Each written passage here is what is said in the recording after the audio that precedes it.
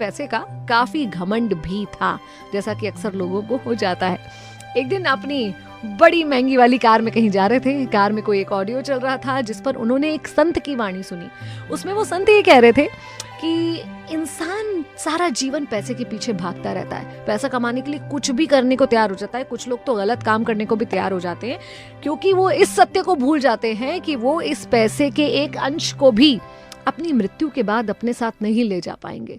जीवन 4 दिन का है और उस 4 दिन के जीवन में पैसे की खातिर भाग दौड़ में बस लगे रहते। ये सुनकर ना इस अमीर साहब को बहुत गुस्सा आया, थोड़े अनॉय हो गए, थोड़ा सा उनको इरिटेशन हुआ। ये क्या बेकार की बातें कर रहे हैं। और उन्होंने कहा कि एक्चुअली ये संत महात्मा के पास खुद पैसे तो है नहीं, इसलिए पैसों के बारे में ऐसी उटपटांग बातें कर रहे हैं। लेकिन इस बात का चिंतन उनके दिमाग में रहा, एक टेंशन सा उनके दिमाग में रहा। जब अपने दफ्तर पहुंचे तो सारे एम्प्लॉयज को इकट्ठा करा, बोले मुझे बहुत इंपॉर्टेंट बात करनी है। और सारे एम्प्लॉयज से कहा कि भाई मुझे एक ऐसा आइडिया ढूंढ कर लाके दो जिससे मैं मृत्यु के बाद अपनी सारी दौलत अपने साथ ले जा सकूं। लोग समझे कि बॉस बिल्कुल पागल हो चुके हैं और लोगों ने उन्हें अवॉइड करने की कोशिश की।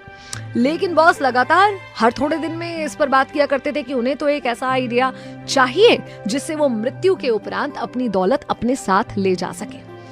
अचानक से एक दिन एक स्ट्रेंजर आता है, एक अनजान व्यक्ति उनसे मिलने की इच्छा जताता है। जब मिलता है तो कहता है कि मैंने सुना है कि आपको कोई ऐसा उपाय चाहिए जिससे मृत्यु उपरांत अपनी दौलत आप अपने साथ ले जा सके।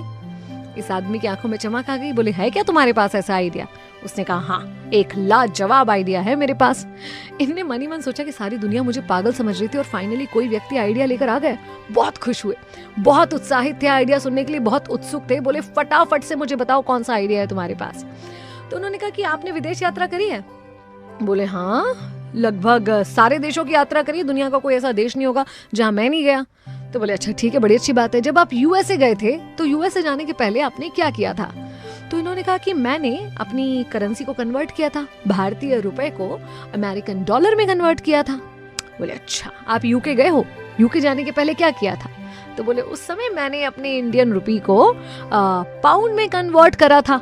उन्होंने कहा बड़ी अच्छी बात है, अब बताइए कि आपने ये सब क्यों किया था? तो ये साहब मुस्कुराए, बोले आपको इतना भी नहीं पता क्या?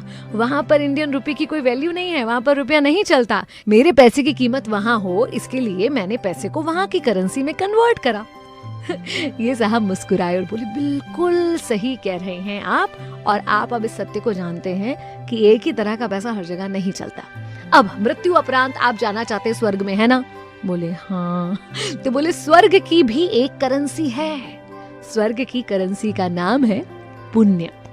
अगर आप यहाँ रहते रहते अपने रुपए पैसे को स्वर्ग की करेंसी में कन्वर्ट कर लोगे तो आप यहाँ का रुपया वहां ले जा सकते हो। तो अपने समय को बिल्कुल बर्बाद ना कीजिए और जो आपका पैसा है उसे पुण्य कर्मों में, धर्म कर्मों में लगाइए। ये सुनकर उस मिलेनियर की आंखों में चमक आ गई और उसे बात वाकई समझ में आई कि हाँ, ये तरीका है जिससे मैं यहाँ की धन दौलत को वहां लेकर जा सकता हूँ। और उसी दिन से उन्होंने तय किया कि अपने पैसे का सदुपयोग करेंगे, दान धर्म करेंगे, पुण्य कर्म करेंगे, जरूरतमंदों की मदद करेंगे। तो हम और आप क्यों समय बर्बाद कर रहे हैं?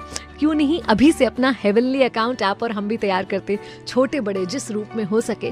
क्यों नहीं हम पुण्य कर्म कराते और अपनी करेंसी को भी वहां के लिए कन्वर्ट करके तैयार करते।